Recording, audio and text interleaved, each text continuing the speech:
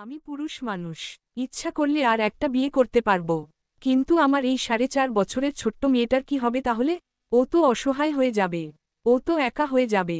আমার একটা ছোটখাটো রেস্টুরেন্ট আছে, গ্রামে মোটামুটি সুন্দর বাড়িও আছে, অভাব নেই। তবুও আমার স্ত্রী আমাকে ছেড়ে নিজের সুখের জন্য, আরও বিলাসবহুল জীবন যাপন করার জন্য বোনের পরামর্শে 2.5 বছরের ছোট্ট মেয়েটাকে রেখে 2 বছর আগে দুবাই চলে যায়।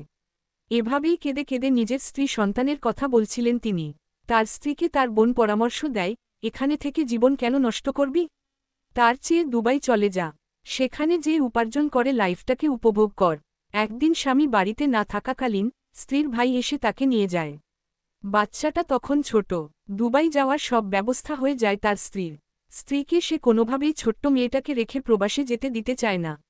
কিন্তু তার কোন কথা শোনেনি তার স্ত্রী এবং তার ভাই বোন।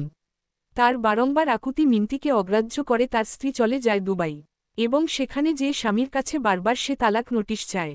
কিন্তু স্বামী তাকে ছাড়তে চায় না।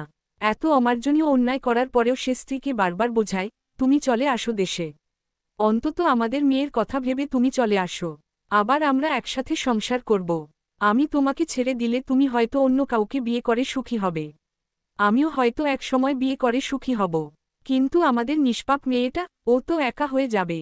বাবা মা থাকতেও মেয়েটা তো এতিম হয়ে যাবে। আমরা হয়তো সুখী হব কিন্তু আমাদের মেয়েটা তো আজীবন অবহেলায় মানুষ হবে। কারণ মা বাবার মতো কেউ তাকে ভালোবাসবে না। মেয়েটার জন্য হলেও তুমি দেশে চলে আসো। কিন্তু স্বামীর এমন কঠিন সত্য, চোখের পানিতে 1000 বার বোঝানো সত্ত্বেও স্ত্রী সেটা বুঝতে চায় না। সে চায় শুধু বিচ্ছেদ, সে চায় নিজের মতো সুখ। স্বামী আর সন্তানের ভাবনা যেন তার বিরক্তিকর অসুখ।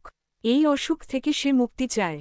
বন্ধুরা, তোমাদের এরকম গল্প চাই নাকি চটি গল্প চাই একটু কমেন্ট করে জানাবে, আর আমার চ্যানেলটা সাবস্ক্রাইব করে দিবে প্লিজ। তোমাদের পরামর্শ অনুযায়ী আমি গল্প দিব। ধন্যবাদ সবাইকে।